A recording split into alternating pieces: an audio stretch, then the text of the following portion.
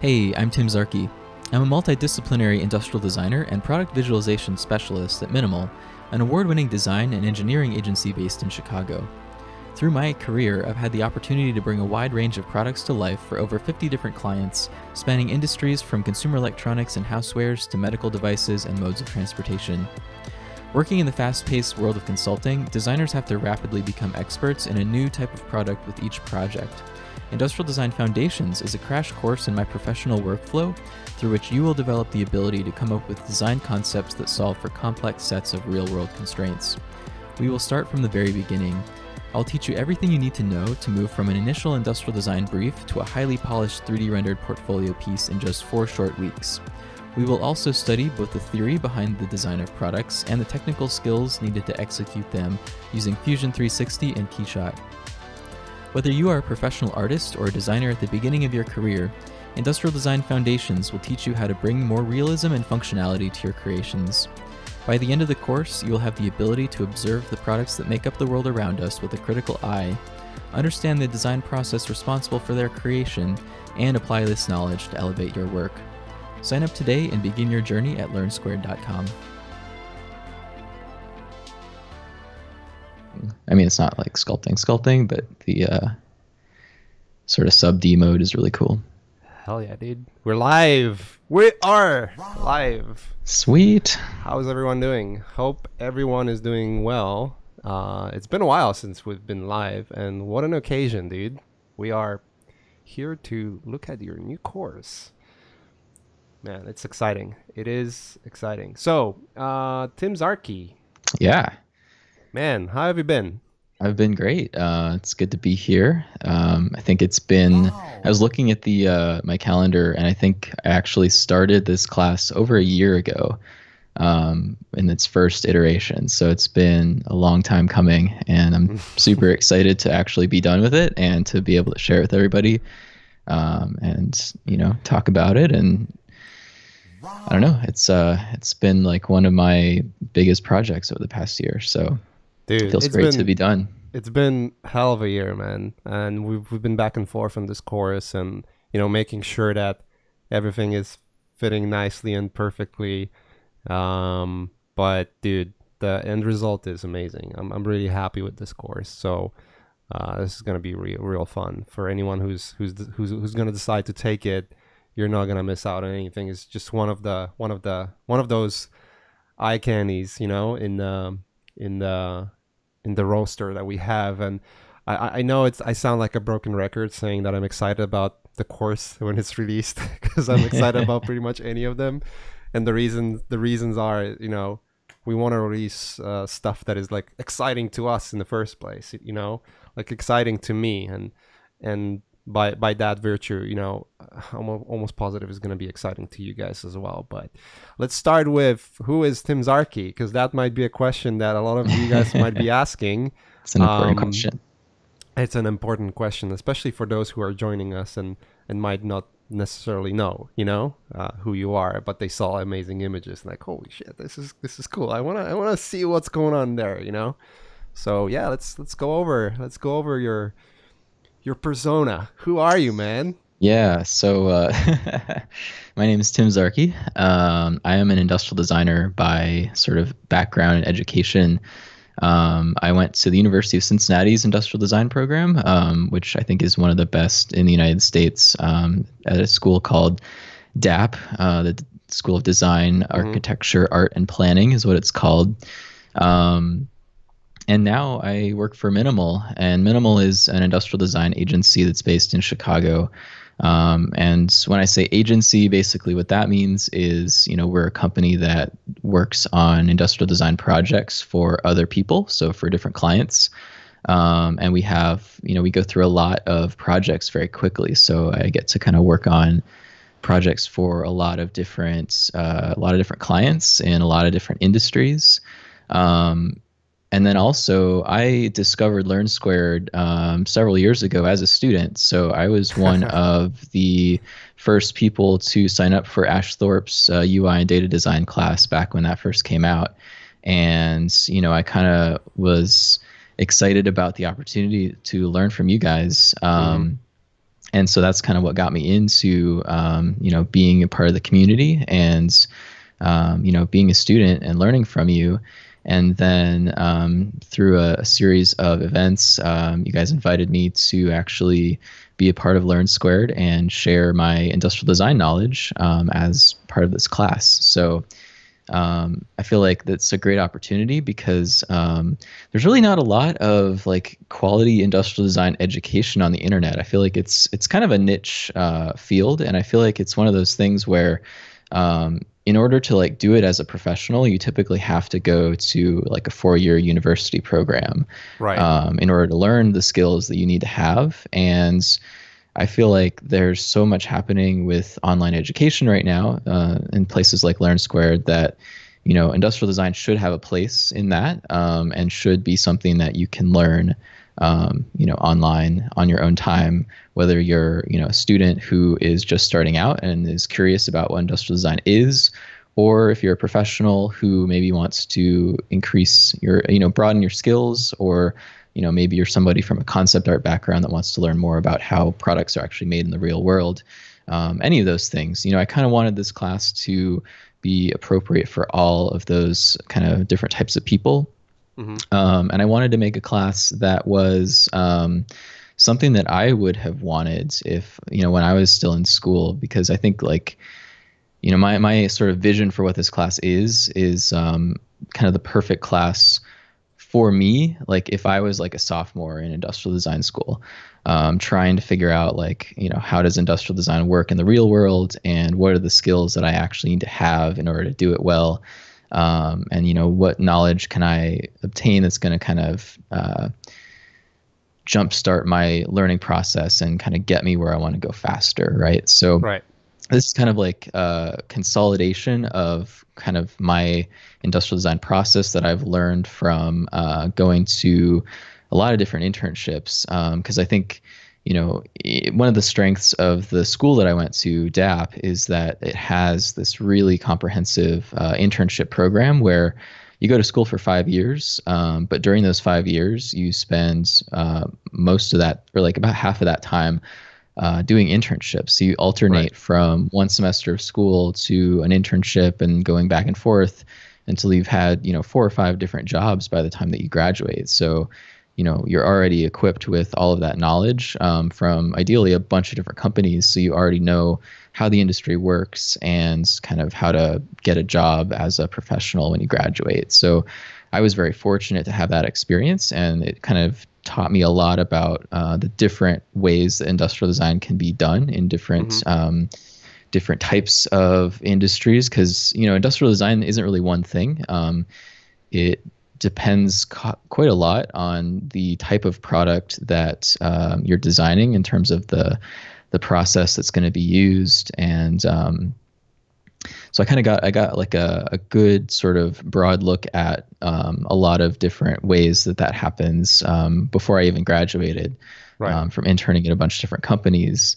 And by the time I graduated, I was able to join Minimal and had kind of all the skills that I needed to do that. But I feel like there's a lot of students that I've spoken to at other schools, or people that want to get into industrial design who, don't have that experience and don't really know how to get it. And, my goal for this class is to kind of teach the sort of like a consolidated version of all of that knowledge that I've accumulated over the years and over those different job experiences.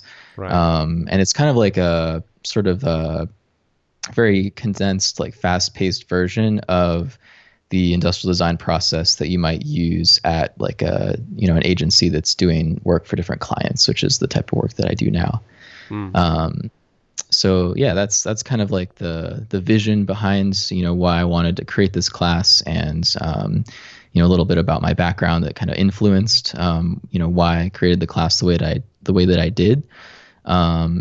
It's very much like a industrial design consulting based class, but I think it also is going to be helpful for anybody with any potential interest in industrial design, whether they want to go work at a big corporation or do consulting or be a freelancer or whatever. I think it's going to be all very relevant, especially if you're just starting out. So yeah, it's interesting what you said about that there aren't that many avenues to learn industrial design. You know, it's one thing to go to like university that offers like a really good curriculum and have teachers that can empower you to actually learn something. Because it's one thing to go to, like, let's say DAP, where you came from, or even, you know, shooting somewhere closer to where I live. You know, the art center, they do have industrial Yeah, design absolutely. courses Art there Center as is well. another great school. Yeah. But like, those are two cities in US. If you're not anywhere near, then you're out of luck, you know. And Well, and also like it's expensive too. yeah, So exactly. That's another topic, right? It can cost, like, I don't know how much is tuition over at DAP, but I know. it's a lot less than Art Center, but you know, still it costs quite a bit. So Yeah, I've heard some stories of students that would go to art center, and hey, like, it's a different topic to discuss whether it's worth it or not, but you're paying at least, like, having a debt of $100,000 just from the school itself. That's not something that's uncommon, you know. I yeah, have for friends sure. that hey, I'm basically paying mortgage because I went to school, you know, and I'm Yeah. paying it for the rest of my life instead of paying for a house. So it might be worth it, it might not be. It's really interesting, as you said, that there's not that many avenues out there, and I've been looking for some of them as well. I mean, I'm not technically industrial designer, obviously, but Sure. I have a newfound interest to industrial design, especially within some of the projects that I worked on.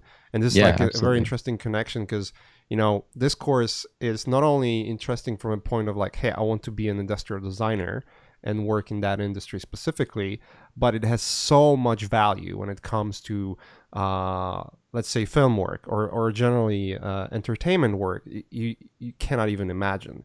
Like, a couple of projects that I worked on past few years were specifically designing items or things that basically follow exact, almost to the teeth, to what you're doing with your course, you know. Yeah, A good absolutely. example would be and it's not exactly the same thing, but a very parallel. And I've spoken about this before. You know, Ghost in the Shell, Yeah, where yeah. I would design weapons, and there's so many overlaps in terms of that and what you're presenting in your course. It's not even funny. Like, hey, like, this industry seemed to be like really far, especially during the times where, you know, artists would work mostly in, you know, drawing and draw on paper, or eventually move to Photoshop. But now everything is sort of 3D, and 3D is being even more and more expected of you. Um, and now with the VR is, you know, the industry of the VR is approaching like rapidly. I actually worked on one of the projects recently with the we're doing a VR project. Obviously, cannot say what it is just yet. When it's out, I'm pretty sure I'll show some work. But I would get specs, you know, like, for the items that have to be designed in the proper size, and, you know, especially, you know, if you're in a VR, you know, you have to look at the surroundings, where you are exactly in the physical space as you're putting the goggles on, you know. So when you're designing things in that term, you have to look for functionality much more than if you would just be designing concepts, you know. So Yeah, that and was if you're like a breaking designing point almost. yeah, if you're designing concepts too, even if it's for entertainment, like you still want them to be believable and you still want people to look at them and see like, oh yeah, that looks like a real thing that exists in the world, you know? And I feel like you sort of have to have a good understanding of like how objects are designed or how products are designed, you know, to be usable by real people, and how manufacturing works and stuff like that, in order to be, you know, able to make things that look really believable, and look like they could exist. Yeah, absolutely, man. And even in film work, you know, like, just looking specifically at films, I've noticed that the more you can offer to the filmmakers as a concept artist, the better chances for you to actually succeed and be rehired again. You know, Hmm. like, just again with Ghost in the Shell, and there's another project that I worked on where I worked in a very similar passion, which was Infinity Wars, the new film that came out from Marvel, Yeah. Avengers, where I would design some of the weapons, and I would design them in the exact same way as with Ghost in the Shell. You know, so the more you can offer in that industrial design field to production designers or art directors, the better chances you're actually going to be hired again, especially if something that is required of you for that specific job is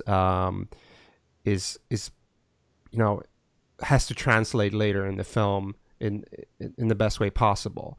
And the more you can do in terms of like helping other departments to succeed, the better the better artist you are. Like we had this discussion a couple of times talking about concept art specifically. What is the job of a concept artist versus illustrator? Illustrator is a person that just illustrates, makes beautiful pictures, and obviously there's design within that realm as well. But you're making sure things look great.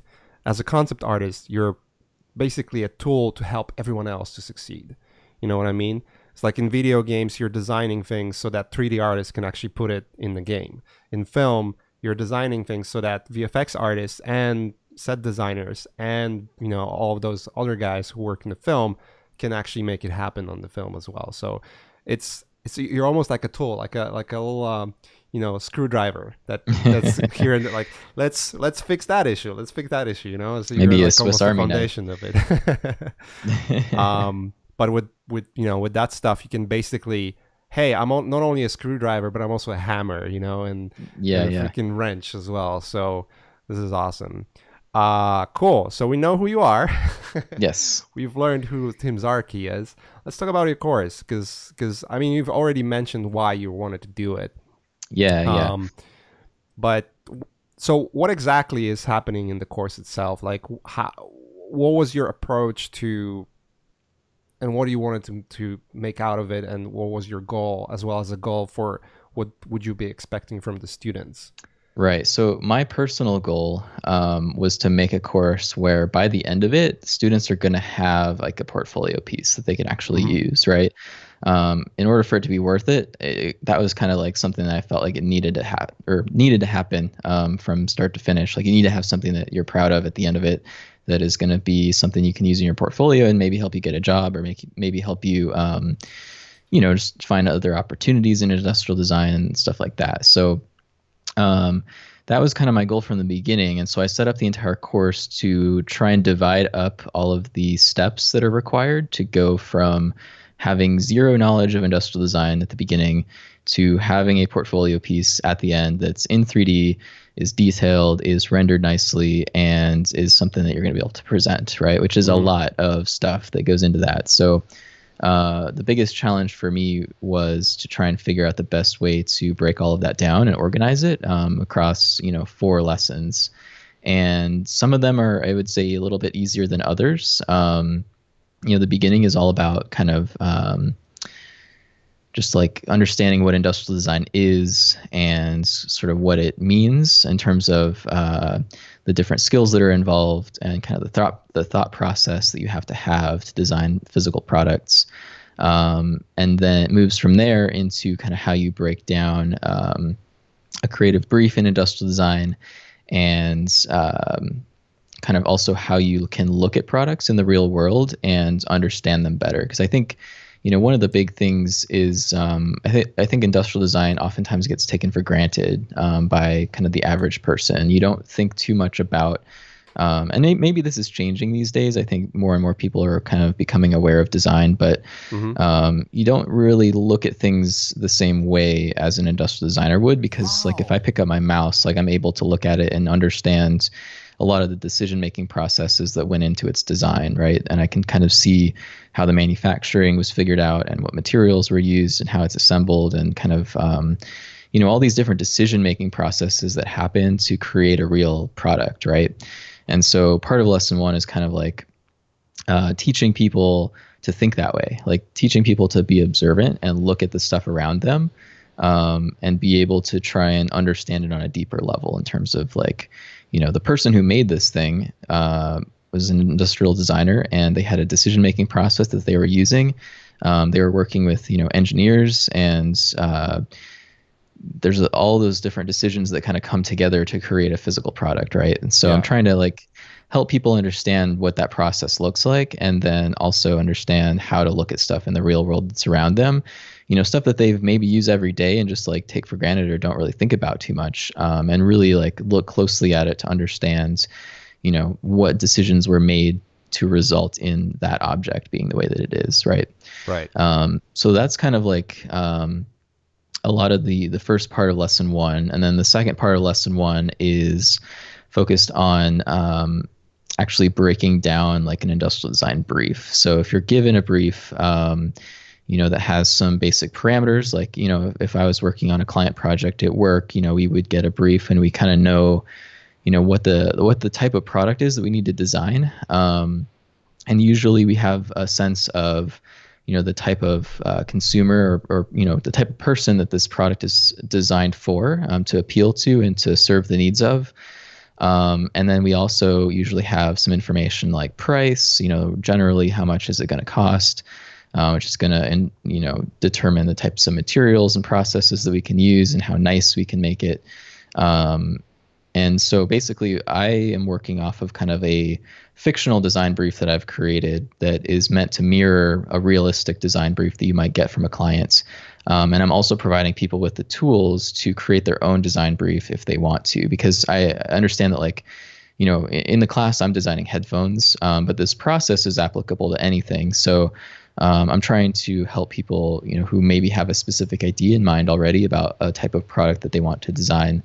Trying to help them, create their own brief that's going to be effective and be detailed enough to actually be successful, because you have to have certain rails that you put on yourself in order to kind of have a successful project. You have to have enough like specifics to go off of to make actual decisions that are meaningful, rather than just having a completely sort of blue sky project with no sort of guardrails to keep you on track. Yeah. So that's a big thing.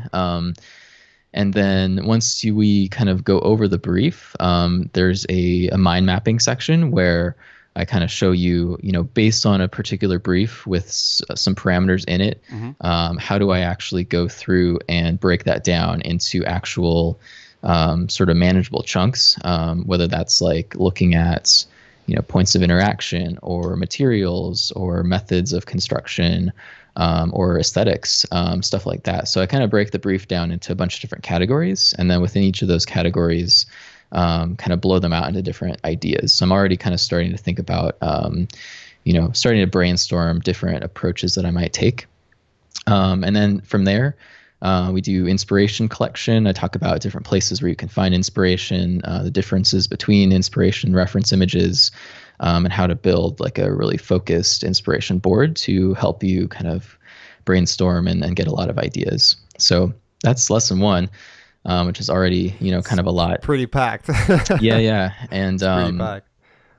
Just a note on what you said. It's, just to sort of like from the very starting point when you said, a lot of people, and that's including myself for a longest while, you don't really pay attention to that industrial design is basically almost everywhere, even your doorknobs, Yeah, absolutely. It's just the way it handles. And I think headphones, the topic that is basically a topic of discourse, I've been looking for headphones for a while, because I want to have, for whatever reason, I really like to have very good audio quality around me. I'm not in the realm of paying hundreds of thousands of dollars for professional DJ equipment just yet, but sure.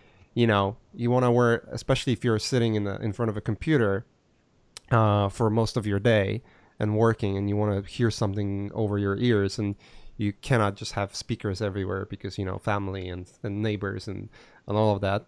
For me, it was really important to find a good headphones, and boy, like once you start getting into really good headphones, then you learn about things as not only just the audio quality, but where are those supposed to be over ear or on ear, or maybe earplugs or earbuds, you have so many options there. And then you look at the how they look and how they feel, whether they are heavy or not, what kind of material they're made of, because the cushion on your headphones, depending on what kind of material that is, it can make your ears sweat or be really comfortable, Yeah. And the difference seems like minimal, because from the outside it looks pretty much the same, but how it's designed, how it's covering your ear, whether it's breathable, all of those things you start to really pay attention to if you really want to have something that is really good quality. And then there's the price, Absolutely. Like, oh, Yep. actually I can get my perfect headphones, but am I willing to pay $1,200 or $1,500? Not really, So let's look into a compromise between $300-400, because that's as far as I can get, Right. So it's pretty interesting. Yeah, so that's all, all of the things you just mentioned are kind of things that I break down in the mind mapping process, where, I know kind of in the brief, I have kind of like a basic price range. I have like a person who these headphones are supposed to be designed for. In this case, it's kind of like someone who is commuting every day and they want to take their headphones with them from the office back home every day. So there's a lot of like durability things and portability things that need to happen for that to be easy, right?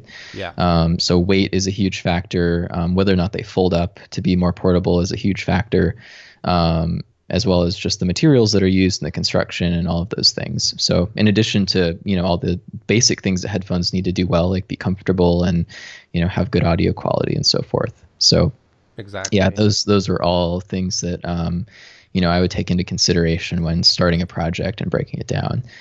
So that's all covered in lesson 1. And then lesson 2 is the ideation phase. And this lesson is kind of like split into 2 different parts. There's part of it that's all theory, and then there's part of it that's putting that theory into practice. And the reason why it's pretty heavy on theory is because I'm trying to like convey a lot of information that you would get if you went to like a 4-year, design program at a university. And there's a lot of like stuff that you kind of need to know about that are just like fundamental design principles that apply to almost any design discipline, not just industrial design, right? So you need to know things like proportion and balance and the use of color and texture, things like that. And so there's a huge section at the beginning of lesson 2 that's just like a very condensed version of like, hey, here's all of these kind of like fundamental design principles that you should probably be aware of, and here's examples of those things, so that you can better understand like what those look like in practice when they're implemented well. Right. And then after that, we go into actually doing thumbnail sketching. So taking those design principles and starting to put them into practice by going back to our mind map, taking a lot of the ideas that we came up with in lesson 1, and then beginning to sketch around those ideas, really rough. So like thumbnail sketches for me, like they're not anything that I would ever show to a client. They're really the type of thing that I would do, like doodle on a Post-it note, for example, right? They're just fast and they're not meant to be precious. They're just, putting your ideas down on paper. Right. So I go through that process where I kind of take all of the things that I was thinking about in my mind map and just blow them out in a bunch of sketches to try and figure out different features that I might want to incorporate into the headphones and different ways that I might solve some of the design challenges. But like super, super fast, super rough, not really trying to make beautiful sketches, just trying to get the ideas on paper. And then after that, there's kind of another section of theory that's more about the relationship that people have with objects. And that really covers a lot of things like ergonomics, like the personality that an object can have. Like, when you look at something, does it appear friendly? Is it aggressive? Like, is it approachable? Things like that. Also kind of going into some of the things that, some of the sort of things that you might have to do if you're an industrial design professional. Like you have to think about things like what makes a product masculine or feminine or unisex, stuff like that. What makes a product feel valuable versus feeling cheap? How does branding, elevate a product and give it more value over something that is unbranded or has a brand that people don't really recognize or value highly? And then I also talk a little bit about kind of trends that are happening in the industrial design industry that people might want to be aware of. So all just like more information that I think is really valuable and necessary to have. And then after that, we go back to sketching again, and I talk a little bit about industrial design ideation sketching, which for people who are already familiar with industrial design, you'll know that like industrial design, like ideation sketching, is like a huge part of the industry that a lot of people value really highly. Like people kind of love, making beautiful industrial design sketches, and they're almost like industrial design sketches almost have like their own sort of specific style, and there's like different styles within that people have, like each person kind of develops their own sort of personal style for what that looks like. But like industrial design sketching as a whole is kind of like a very specific thing that we all kind of learn how to do in school and also in different jobs. And I talk a lot about it, but I don't actually get into doing a lot of it. And the reason for that is because it's not something that I really do in my job. So when you're working at something or at a place like Minimal, for example, which is like a very fast-paced industrial design consultancy, really like our process is trying to get from an idea on like a thumbnail sketch to like a detailed 3D model as quickly as possible. Right. And we're generally talented enough at 3D that we don't need to spend a lot of time doing industrial design sketching to work out details, because the purpose of doing an ID sketch is to like very quickly flesh out a design into something that's more detailed than a thumbnail sketch. But if you're good enough at 3D and you have kind of the eye for proportion and you don't get lost in 3D and like, lose your sense of scale and stuff like that, you can actually build a 3D model in about the same amount of time as it would take you to do like a really nice sketch. Right. So I'm kind of like teaching people that mentality, because that's personally the mentality that I've encountered at like Minimal and also other industrial design consultancies that I've worked for, where the goal is really to try and get to that 3D model faster, because the 3D model is really the most valuable part. It's way more versatile than a sketch on paper, and it's going to be also allowing you to work out a lot more detail, especially with consumer electronics, where like the details are really small and very subtle sometimes. It's really difficult to capture those things in a sketch oftentimes. And so really the whole sort of the goal is to really kind of get from that initial idea in your thumbnail sketch to your 3D model, like your rough 3D model, as quickly as possible. And to get there, I do show kind of a process in Adobe Illustrator of doing what's called like an Illustrator ideation sketch, which is basically just like orthographic drawings or like an orthographic rendering of the headphones in different positions, so that you can kind of see, you have basically like a plan that you can implement as you go into 3D. So like for me, this is something that I might skip if I was actually doing this project, professionally, because my brain already knows how to take my ideas in the thumbnail stage and interpret them in a 3D model. But I think it's really helpful for people who are starting out to be kind of a little bit more, do a little bit more planning to help them get from those initial sketches to, a 3D model that's laid out properly. So the purpose of doing that Illustrator rendering is to kind of like lay everything out, figure out which ideas in your thumbnail sketches can be brought together into a cohesive concept. Yeah. And then once you have that together and figured out, you'll be able to jump into 3D model with a lot more, or 3D modeling with a lot more confidence. So that's kind of the goal of doing that kind of Illustrator ideation process at the end of lesson 2. And so that's lesson 2. It's basically going from nothing on paper to having a concept that's at least mostly figured out that you want to take into 3D in lesson 3, as well as kind of learning all of those different, in sort of design philosophies, I guess, and design principles that you need to know in order to be able to make things that are beautiful and well proportioned and stuff like that. Yeah. One thing I wanted to mention is when you talked about the part of the industry that really values the industrial design sketching, Yeah, because you can see a lot of like really nice, really cool looking drawings of specific products, and they're pretty well broken down. Some of them are amazingly detailed in terms of like how well they break down the structure of it. Others are more sort of focused on the beauty of it, and sort of almost like it's serve a purpose of illustration in the concept rather than function. Like it has a function in it, but it's not defined enough to actually translate it to the model. Right. right? But one of the things that I've started to learn, and I think those two industries going parallel, you know, the industrial design and entertainment design, is with the entertainment design, you had this progression that you would go from you know, pencil sketches and markers and paint. Then digital era came in, and you have Photoshop. You have more stuff coming in.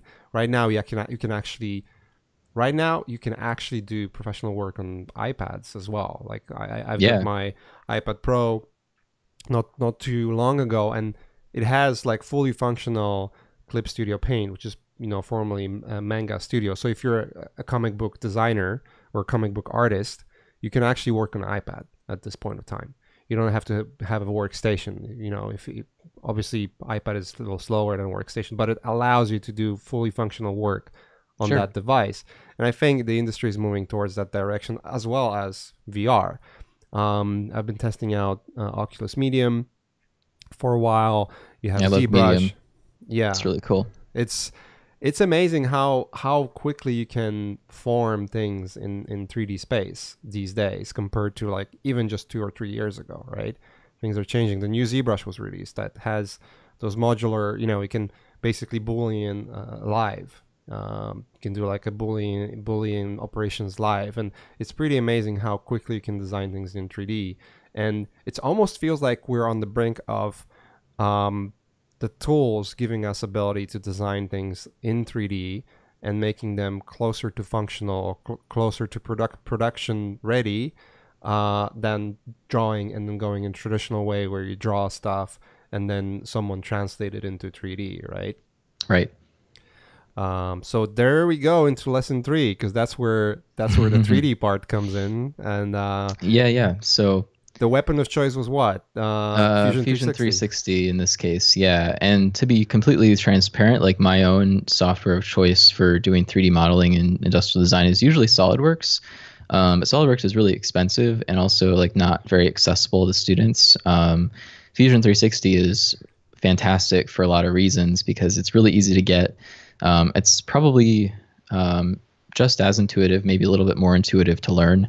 And also, like, it actually incorporates most of the same features that SolidWorks has and a few nice ones that SolidWorks does not have.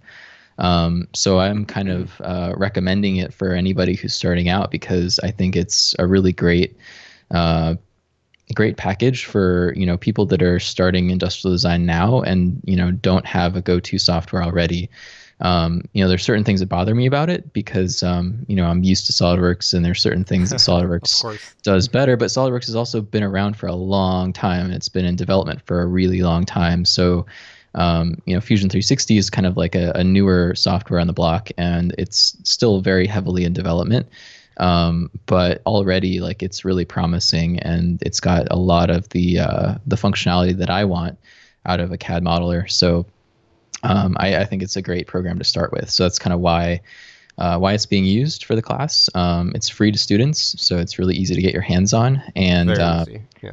Yeah, it's super cool. So yeah, basically, lesson 3 is all about using Fusion, and I kind of start out with a little bit of introductory material about Fusion, how to get it, kind of how it works. It's not as in depth as you know, Kirill's course, which is all about, you know, modeling in Fusion. It's kind of like a light version of that, kind of introducing you to the software and how it works. If you want kind of a more in-depth experience to learning Fusion, I would definitely recommend his class because, you know, he spends a lot more time on some of the more, I guess, like some of the more like in-depth thought processes in terms of how you break down, you know, modeling something, you know, how to break down forms and figure out the appropriate way to create those shapes in 3D. Yeah. I try to do that a little bit, but it's kind of a more condensed version of that because there's so much other information about, I guess it's more specific to industrial design that I need to get across as well. So yeah, it's kind of like a rapid introduction to Fusion and then getting right into blocking our model out in 3D and then going through kind of like a refinement process. So whenever I'm modeling something, like the first thing I try and do is just get all of the forms represented. They can be rough and like the proportions might not be quite right or, you know, the details are missing, but you get your rough model blocked in first and then you can kind of evaluate it. You can go back and say like, well, maybe these proportions aren't quite right. And the great thing about, programs like Fusion and SolidWorks is you can go back and you can make changes super easily without having to remodel everything. So, it's very easy to go in, and if you build your model, properly, you can go in and actually change the proportions and, change the dimensions of things really easily. And so that's, I think, one of the greatest benefits to working that way. And then, so I do, after we kind of get our rough model blocked in, we then kind of go through a refinement process where we detail it. We add kind of all the little, the little screw holes and all the little, the nice little details that make it feel very realistic. And then also I do a little bit of exploration around branding. So I kind of come up with my own little fictional brand for these headphones, which allows me to kind of put a logo on them and add some sort of branded details that make them feel a little bit more realistic as well. And yeah, so the lesson 3 is, it doesn't sound like that much when I describe it, but it's a lot of work because you're going from nothing to like a finished 3D model, which is huge. And I also talk a lot about kind of preparing that model for rendering. So in lesson 4, we get into KeyShot, but there's a lot of kind of like setup things that you can do beforehand to kind of set yourself up for success in terms of like organizing your parts and making sure you export them properly and stuff like that. And I also go over a little bit about 3D printing in this lesson for people who are interested, who want to, take a model out of Fusion and actually print it through some online services, or if you have your own printer. I assume if you have your own, you probably already know how to do that. But for people that don't, there's a lot of really cool online services like Shapeways that are available these days where you can upload a model and they'll print it for you and ship it to you, which is really cool. So I'll talk a little bit about the process of doing that if you're interested in actually, creating a real physical prototype of your model, which is something that we do all the time. When working on professional projects, we try and get physical models prototyped pretty early in the process so that we can see whether or not the proportions are actually working in real life and test out the dimensions and the ergonomics and stuff like that. So it's a really important part of the process for most products that we work on, especially something like headphones where, there's something that is on the body. You need to make sure that all the dimensions are correct and the proportions and everything so that they're comfortable. Yeah, it's really important. Yeah. I had headphones that I bought once. Had amazing reviews, but they were for people with small heads, and they were sitting on my ears. I was like, man, it's like really tight, and it's already extended to the fullest. And yeah, it's those details are out there and they're really important. Man, this is really exciting. It's a lot of material. We sort of like almost glazed through everything, what's going on in each lesson. And it might sound, to me, it sounds like it's a lot, and I know it's a lot of material to go through. And it's really, I would say it's really nicely spaced out so that you're not getting overwhelmed in specific lessons. It's really well balanced, I feel like. And yeah, I just cannot wait what Steven's going to be coming up with, man. Yeah, let me talk a little bit about lesson 4 more, just because Sure. I didn't touch on that quite yet. So lesson 4 is all about rendering our product in KeyShot, and people are maybe a little bit disappointed because I think a lot of people that follow me know that I use kind of like a Cinema 4D and Octane approach to doing like really awesome product visualization. But the reason for teaching KeyShot in this class is simply that KeyShot is the most kind of widely used rendering software in the industrial design industry. So if you want to get a job in industrial design, like, you need to know how to use KeyShot, absolutely. And so that's interesting. My approach for that lesson is to try and take all of the stuff that I've learned from all of the rendering work that I've done, whether that's in KeyShot or Octane or Redshift or V-Ray. Take all of that knowledge and bring it to KeyShot to the best of my ability. So in terms of like the process of creating materials that are realistic, like, I'm going to show you how to go about doing that in the same way that I would in any of these other software packages, just tailored specifically to the options that are available to you in KeyShot. Yeah. So you're still going to get a really the best kind of rendering knowledge that I can give you within the tool that we're using. So that's kind of the the goal of lesson 4, and it's going to talk about composition. It's going to talk about lighting. I'm going to tell you kind of how to organize your shots so that you have multiple different cameras with multiple different lighting scenarios for each one that are kind of tailored specifically to each view. I'm going to show you how to make materials from scans. One thing that I do if I'm trying to make like a photorealistic material is I'll actually find something that I have that I can scan at high resolution and then use that to create texture maps from. So I show you how to do that. Talk about like the different types of texture maps that are available in KeyShot, what you can do with them, and how you can use them to make realistic materials. And at the end of the lesson, we kind of come out of it with a series of renders of the product, different views with different lighting, showing off different features. I talk a little bit about how to choose the best images to show off your project in its best light. And then at the end of that, I spent a little bit of time talking about sharing your work and the best places to post a portfolio or share a project if you want to be able to connect with other people in the industrial design industry, get feedback on your work, or market yourself if you're looking for a job. So that's all in there as well. And that's kind of how I wanted to wrap it up. So hopefully, over the course of these 4 lessons, you're getting, a condensed version of everything that you need to know to kind of go from, an idea that you might have for a product to, a finished portfolio piece that you can share online and get feedback on, and hopefully, connect with other industrial designers and even get a job if that's what you're looking for. So no, it's definitely there, man. It's definitely there. I think it's a really good laid out foundation, and I'm not a specialist when it comes to industrial design, but I can tell from watching the videos and looking at the content that you can definitely learn a lot from that. And if your goal is to still work in the entertainment industry and you're wondering if this is helpful, it is. It will give you an additional perspective and additional tool set to actually make your work that much better, especially with designing and making things with purpose. I think it's almost like a meme where you go on ArtStation or any other forums. ArtStation is the biggest now, and you look at the work, and it's almost like a concept art work. There was this saying that we would use in all the companies that I worked for, concept art wires. Where you just put wires across the screen in your environment designs just because they're looking cool, and giving you a sense of perspective, but they make no sense, right? And then you can clearly see when something is really well designed, it just stands out. It's just simple as that. It just stands out, and people just grab attention of it.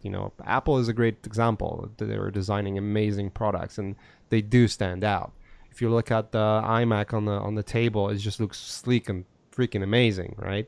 Compared to like big boxes PCs that kind of still are in the crude market. I think laptops are moving in the right direction. The PC laptops finally moving in the right direction, where you it's taken a long time. Find ones that look really cool and are functional and have all the functions too. But here's another thing. Like when talking about industrial design and functionality, like I'm a fan of Apple products, but not like, oh my god, Apple or nothing. I'm still on PC because Apple's high end computers are still garbage for the work that I do, but when I'm looking at the laptop and you have that touchpad and the way it feels and functions, there's nothing else in the industry that works that way, right? And this is exactly why industrial design is important, because those guys figured out something as simple as a touchpad for your laptop that is just so good you cannot replace it with anything else. Magical. It was wizards and sparkles coming out of it. All right, man. Let's wrap it up here with overview and jump into questions, because there has been quite a few there. Yeah, definitely. Just go over it. There was a few questions there that people were asking. I think we can start with one of that appeared somewhere in the middle, and you kind of glazed over it already when you spoke about not showing Octane and in this specific course, but KeyShot, and you kind of answered it. I think what I wanted to add is, and I would love to hear your opinion about it, is that the moment you understand sort of like how to design your materials and think about the realistic feel and how to look through the references to make sure that whatever you're designing and whatever you're shaping in KeyShot looks as realistic as possible. That goes across the board, right? Oh, 'Cause, absolutely. Yeah. yeah, if I had this discussion with Grant Warwick, who's I think is V-Ray wizard, Hmm. and his idea is basically this: like as long as you understand how materials work, you can take that knowledge and just apply it to different tools. So whether it's going to be Octane or V-Ray or you know Arnold or KeyShot, like the possibilities are there. The way and means to get there going to be a little different, but definitely possibilities are out there. All right, let's get into this first question. Is it realistic to get a job as an industrial designer without a full education? Does your quality of work hold enough leverage similar to concept art world? I would say that like industrial design is probably lagging behind the concept art industry in terms of in that regard. Like I think there's probably some companies that are going to want to see a degree, but I would say that at the end of the day, your portfolio matters more than anything else. Even in industrial design, like when we're looking at a potential applicant, we don't really necessarily care what school they went to that much. I mean, I always enjoy seeing people who came from my school just because I like it, and I have my community of DAP people, but I don't think it matters that much. And I think what really matters is the quality of your work and your ability to communicate it properly. Because if you have a portfolio where you've got a ton of projects that you've done that are all personal projects that are presented nicely, where your thought process is laid out in a way that's really easy to understand and shows that you know how to think critically, I think that your chances of getting hired are probably pretty high, I would say. Having a degree definitely helps, but I'm not honestly sure if it's necessary. I think it really just depends on your ability to do the work above everything else. Yeah, I agree with that. And I think a good example would be film industry. If you're really good, the film industry, the way it works, the way it used to work and works still for most of the time is you have to be in a union to work on like Avengers movies and avatars and what else is coming out there like from the Hollywood, you know. Yeah. Um, but the reality is, there's so many artists that don't live in the U.S. They're like scattered all around the world, and they are working on those movies. And the simple reason is because they're so good that the director, the studio, people who are making that stuff will find the loophole in the rules, and they will find a way to make sure that that person is attached to the project. There's always a way of getting in there. And I think it applies to everything. I think it applies to industrial design as well. I'm pretty sure, as you said, and it's gonna change with times. One common denominator that everyone cares about when they're in the business is being profitable and making money. So if you can hire someone who will make you money, you will not care what kind of person, what kind of paper they're holding. Because the paper does not translate to, in most cases, does not translate into quality of your work.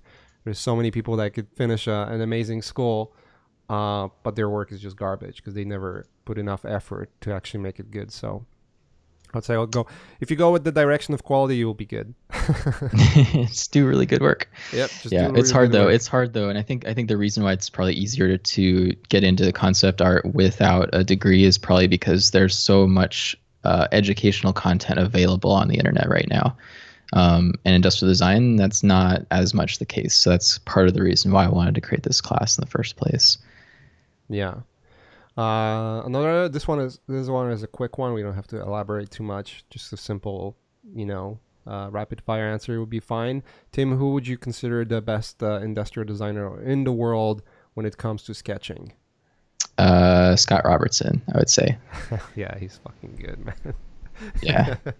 He's just so technical. Like he understands the minute details of all of the rules of perspective and how to implement them. I've always kind of looked up to his work, even though I'm not really that into sketching anymore these days, at least not at that level. He's one of the best. How much thought do you put into your super classy presentations and product shots? Is it methodical or does it fall into place? In quotes. Usually it's kind of like a process of I think it's just a lot of intuition that goes into it. Like I think over time you kind of develop an eye for composition and for, lighting, and it kind of, I like to think that like once you have your design finished, it'll kind of tell you how to present it to a certain degree. Like, you know what features you need to communicate. Kind of what elements of the design really make it special. And you're going to be able to already in the back of your head kind of have an idea of like, okay, these are the things that I really want to show off. And the compositions that are going to make that happen are kind of just going to start to happen naturally as you, spin the view around and try and frame it in different ways. So my process is kind of like, I have in the back of my mind, like the things that I need to communicate at the end. And I know kind of, what makes my design special. So I kind of just play around and, try out a lot of different things until I land on, the set of images that I really like. And usually what I do is I'll create a lot more images than I actually ever end up showing. And some of them will be better than others. And I kind of just pick the ones that I think are the most successful at the end to kind of create the final sort of project. So sounds good. Yeah. Next one is, how familiar do you need to be with the subject matter that you're redesigning in order to complete the task? I'm asking this question because at times I get this thing where just make it look cool is a priority over knowing exactly what makes it look like, what it is, and why it's cool. For example, rather than just knowing the surface of what the speaker usually looks like, you would find out that shapes help amplify sound. Yeah, so that kind of gets back to this idea about industrial design, where anytime you're working on a new project, like a new type of product, you kind of have to become like an expert in that type of product very quickly. Right. You have to do your research. You need to learn about like, what makes that product work the way that it does, whether it's a Bluetooth speaker or a pair of headphones, like what's the technology inside. You can generally find a lot of information on the internet. The best way to learn about stuff is to actually like get a real version of that product and like take it apart, really try and understand what makes it work. In terms of like making stuff look cool versus like, functionality, like that's kind of the all-time like historic debate in industrial design of whether aesthetics come before functionality or vice versa. If function drives aesthetics, I tend to think that it's a balance, and different products will allow you to do crazier things with aesthetics than others, depending on that functionality, because at the end of the day it still has to work. Like it always has to work, so you can't compromise that. Maybe you can compromise it a tiny bit to do something really cool aesthetically, but I think, if you take the class, you're going to come away from it with a really good understanding of like how my mind works in terms of making that balance. So Steve Jobs used to just take designs and make engineers to figure it out how to fit those designs, because he wouldn't compromise. So, but that's one person in the world that would do that. So another question was, hi Tim, hold on. Yeah, there's. Hi Tim, I'm an experienced industrial designer who uses SolidWorks as well. How long time did you take to learn Fusion to a professional level? Also, how do you approach benchmarking in your process? Thanks.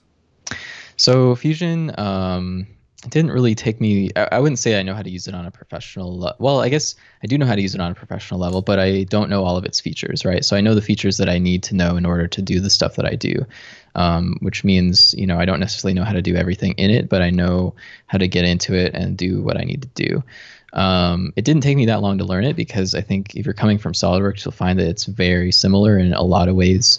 All of the kind of parametric tools are designed with kind of the same philosophy. So if you're coming from SolidWorks, I think you're going to find that Fusion is really easy, and it's only going to take you, like a project or two to really get used to it. So my process for learning it was just to like do a personal project where I came up with an idea that I wanted to model and just figured out how to do it. and that didn't take very long. So I think you're going to find that it's really easy. And then as far as benchmarking, I guess I'm not 100% sure what you mean by that. It's not a term that I use very often in industrial design work. Gotcha. Well, we'll figure it out if there's going to be a follow-up. I'm interested in 3D modeling part of the course rather than the CAD part. So I would rather use Maya instead of Fusion 360. Is this course still interesting for me in any case? How much attention in 3D modeling get in this course? So obviously the class is focused on CAD and Fusion 360. If you already are good at Maya, you'll be able to still do the class and use Maya. But I think that if you're taking the class with coming from like an entertainment background or a film background, and you're doing concept art and Maya is your tool of choice, then I would say absolutely stick with that. Do what you're comfortable with, and I don't think you'll be missing anything necessarily. I do think that Fusion has a lot of benefits even for concept artists in terms of your ability to make things parametrically and do hard surface stuff really easily. Boolean things. I'm not an expert on Maya, so I can't really make that comparison very well. But I think you'll still get a lot out of the class, and I would encourage you to try Fusion anyway, just because you can get your hands on it for free, and you might find out that you like it more than you think you will. I would say if you're an industrial designer and you're taking this class, or if you want to become an industrial designer, you need to learn CAD because that's how the industry works, and you won't be able to do it in Maya. Yeah, it's like Maya and VFX. It's pretty much that. So without CAD, you're not going to work in this industry. But even just from perspective of entertainment design, and I used to think that way. Like, hey, I already understand 3ds Max well enough. Like, I can model hard surface. I thought for the longest time that hard surface modeling in 3ds Max is really good. And then I tried Fusion. It took me about 2 hours to get like a really good grasp of the software and just like understand how it works and actually do functional stuff in it. Yeah, it's super easy. I never looked back. I literally never looked back. I'm using it pretty much for majority of my work these days. So it's awesome. But that's more from a concepting perspective. Let's see what else we have here. How much time do I have to spend approximately for the whole course? That's tough to say because it's kind of up to you. The class is designed to be completed over, 4-week period. But if you have like a full-time job and you're doing this in your free time, you'll probably find that it will take you longer than that, like maybe twice that long. If you're able to focus on it full-time, then I would say you can definitely do it in 4 weeks if you're dedicated. Yeah. And I would say this is one of those courses. And again, when you're purchasing the course, you get access to all of the lessons right away. So you can basically do them at your own pace. You don't have to rush anything. And with anything with education related, like if you can go back to the lesson and try to redo the lesson with maybe different mindset, maybe different goal, different subject matter, it will help you to sort of like tackle the same problem from the different angle.